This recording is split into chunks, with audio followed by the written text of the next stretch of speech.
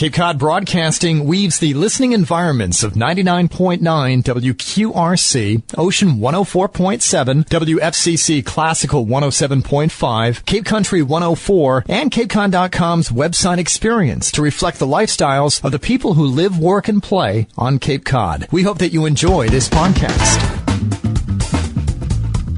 I'm Matt McCarthy, and this is Sunday Journal. I'm here with Kathy Bailey. She's the director of the Yarmouth Senior Center. And Kathy, thank you so much for joining us this morning on Sunday Journal. Well, thank you for having me, Matt. Now, I guess we'll start off. You're new to the Yarmouth Senior Center. Talk a little bit about your background, how you ended up working here on the Cape. Sure. I previously ran a senior center in Clinton, Massachusetts, central Massachusetts, for about 8 years. Prior to that, I was in the computer and telecommunications industry, primarily as supply chain management, purchasing, and business analyst roles. So a big turn in my life around 2000 was to go back to school and get a master's degree in regional economics and social development and serve a population. And I ended up in aging, and it's great. So how did you end up on the Cape? I know you're relatively new to the job here in Yarmouth. Sure. So I looked at the opportunity to interview in Yarmouth as an opportunity to move to the Cape, right? Who doesn't want to work and live on Cape Cod, the most beautiful place in Massachusetts to be?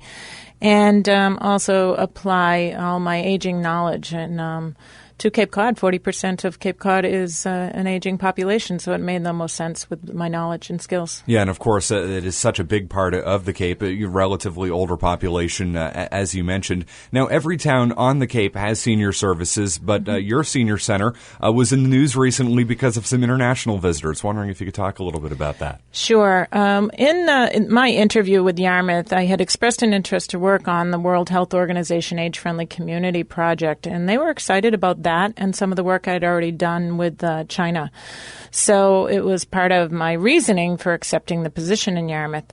China it came to Yarmouth to celebrate our World Health Organization Age-Friendly Community Kickoff Week last week, 2 weeks ago.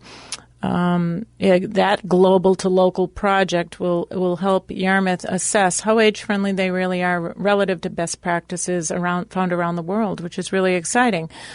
China came as a global friend to help us look at all of our aging services in Yarmouth and explain them to China because they have a need to implement solutions in their country. So they'll walk this journey with us, learn from us, and help us learn to see ourselves with eyes that don't have policy and procedures anything like ours. In fact, China is probably 50 years behind us with Social Security, Medicare, and most importantly for Yarmouth is how do you set up a community solutions for a growing aging population? It must have been a really eye-opening experience, obviously getting together with people from around the world and looking at the issues that you deal with at home and looking at the issues that they deal with there. What did you take away from that experience?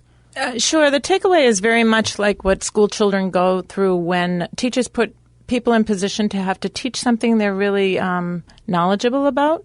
It allows you to grow and expand your knowledge of what you think you know in a way that you didn't know. So it's very exciting that way. Going forward, the Board of Selectmen in Yarmouth last night, Tuesday night actually, signed a memorandum of interest to move forward with a 3-year partnership with China through their Social Security Department and through Zhejiang University to continue this dialogue and conversation and how do we bring revenue into Yarmouth through these venues and share knowledge with China. So we're really trying to work that to the benefit of the people in Yarmouth, right? So as a senior center director, one of the positions I'm in is to really look at the population, and 32% of the seniors living in Yarmouth are at or below the economic security level.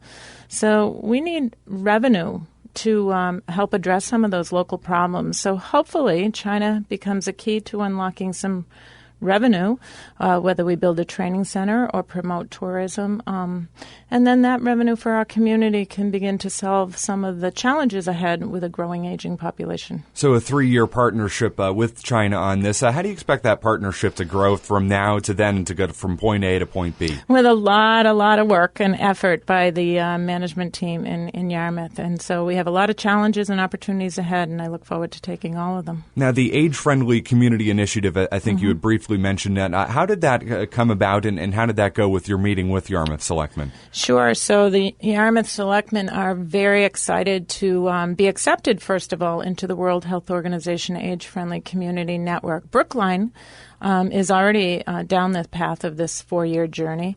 And Boston's somewhere in the application process, but Yarmouth's already been accepted. So that's very exciting for a small community to be, second in the Commonwealth to move forward with this plan. If you look around the world, cities like Shanghai and Chicago, Portland, in Paris, and these best world-class cities are all trying to go through this process in some capacity. So to do it as a community project in a smaller community like Yarmouth is very exciting, and we have a lot of hard work ahead.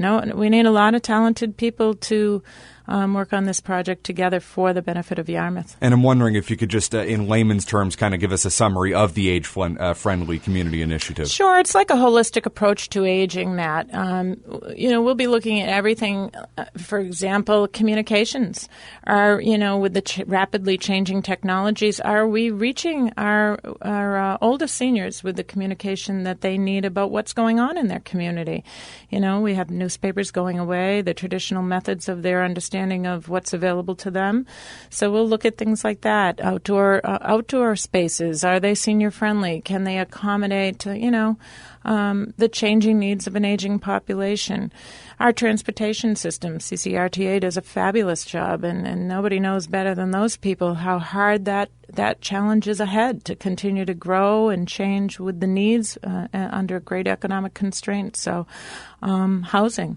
We don't have enough affordable housing, and we know that. How are we going to tackle those problems at the community level? So this holistic approach, which of course includes a robust, active senior center, but more than that, seniors want to do things all over their community, not just in their senior centers. So can they walk the community?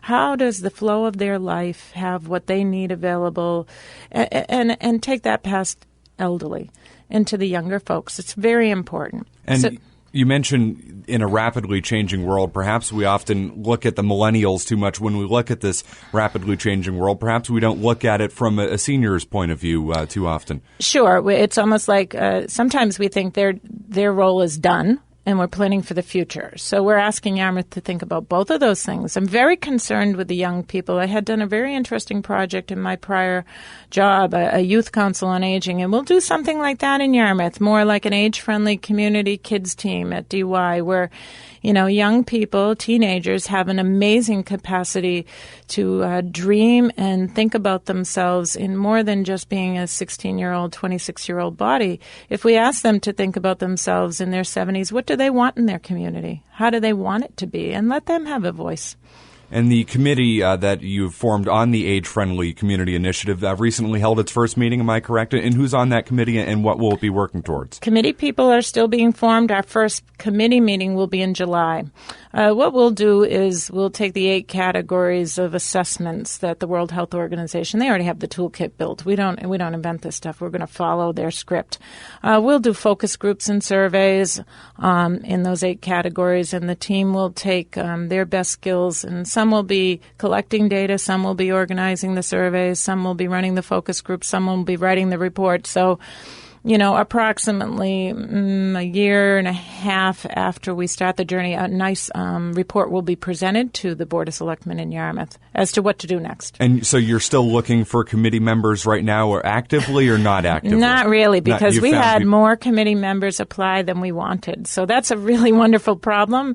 But, part of being a World Health Organization age-friendly community is inclusion. So saying no to anybody is a tough job right now. Well, it's at least a good problem to have. I'm Matt Matt McCarthy. This is Sunday Journal. I'm talking with Kathy Bailey. She's the director of the Yarmouth Council on Aging. Very exciting things going on at the Yarmouth Council on Aging, their recent partnership with China, et cetera, et cetera. The Yarmouth Senior Center also collaborates with other agencies in the community, like some of the senior housing facilities and the town's housing authority. What are the agencies, and how does this collaboration work? So that's a key part of an age-friendly community is collaboration with all the municipal departments and the nonprofits and the businesses in the community. So how does it work? We have to establish a partnership and friendship, and then we have to establish a vision, and then we work together to get there. So I see the regional agencies as working really hard, and how we tell them what we really need for our constituents and help them move out of their old models and into new models. It matters. So better communication, more frequent communication, and keeping an eye on all of the academic, esoteric knowledge that we have on gerontology, and then turning it into something real for the citizens of Yarmouth is really the goal. And it should be the goal for all the nonprofits, the agencies, and the for-profit businesses in the whole community, whether you're in the banking business, the restaurant business, the municipal government business, or the business of being a happy aging person in the community. Now, I would imagine that you work with scores of agencies locally, regionally, nationally. Do you have a general sense as to how many agencies you're working with at a given time, or is it just too many? Yeah, I don't know that it's too many, but I, for one, work with the National Council on Aging. I am the chair of the Economic Security Team for the National Institute of Senior Centers. I work with the Executive Office of Elder Affairs, the Massachusetts Council on Aging, and then the wraparound agencies are, Elder Services, CCRTA, the Housing Authority. Not so much. There's a looser bond there, but we need to do better in that area. So I wouldn't say no. There are not too many to count, but we can all do better at time creating a map that makes sense. Now, the Senior Center has an annual health fair. What's that all about? Annual health fair. Oh, that's up and coming. That was a curveball. Okay. So our outreach program manager, Hilda Davenport, coordinates a health care fair every year for the seniors to come through and see what kind of services are available to them.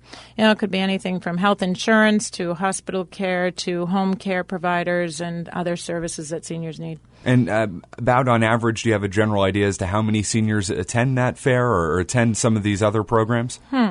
Well, I can tell you about 1,000 people a week touch the Yarmouth Senior Center. On any given program, it could be as few as 5 or as many as 300. Now, obviously, 1,000 people coming through the doors each week. What type of services do you provide? We've touched on the health aspect, but so many other services provided by the Senior Center for those 1,000 citizens who come in on a given week. Yeah, sure. So if you think of the 3 pillars that we rest on, it's physical, mental, and financial wellness. So we could be contributing to the nutrition factor through Elder Services Congregate and Meals on Wheels program, exercise programs for physical wellness, spiritual wellness programs, lectures on how to improve independence through financial management. So the range is great. Now, you mentioned your Meals on Wheels programs, probably one of the more, one of the larger programs that senior centers run. How many seniors, on average, do you assist with Meals on Wheels, and do you need help? Because oftentimes I know there are plenty of community volunteers who get involved with Meals on Wheels. Sure. Elder Services always needs additional volunteers for Meals on Wheels. It's a wonderful program. I think up to 100 a day would go out to the Yarmouth seniors. The visit is the critical part. Over time, we've been able to make meals, frozen meals, right? I think the part that most community members miss is the essential ingredient, and that's the volunteer visiting a homebound elder. And it may be the only person that senior sees in a day. So it makes a difference in a person's life. So volunteers are always welcome. I remember as a child, my grandmother would do Meals on Wheels, and she would bring me along every Friday. And the impact, you're right, I mean, it cannot be understated. The impact that it has for the senior citizen in their home, as you said, to have somebody come into their house is, and bring them a meal and just chat for a couple minutes is truly, I don't think that can be understated. It really is outstanding. Absolutely, and it is a gift. Again, the meal is a nutritious, balanced meal, but the visit is critical. Now, so services, I know you mentioned you always need help. How can people get involved? If they're listening this morning and they say, I want to get involved and help with the Yarmouth Senior Center, how can they go about getting involved and lending a hand? Sure. So for those people that are great at finding money, we have a Friends board. Money is always an issue, right? So there's the Friends of the Yarmouth Council on Aging. They refer to themselves as FOICOA, fundraising. So our vision right now is to take this building and upgrade it. It's been many years. The town of Yarmouth has had to make many compromises over time, and the municipal building needs things, small to large. So we need to fundraise for those things.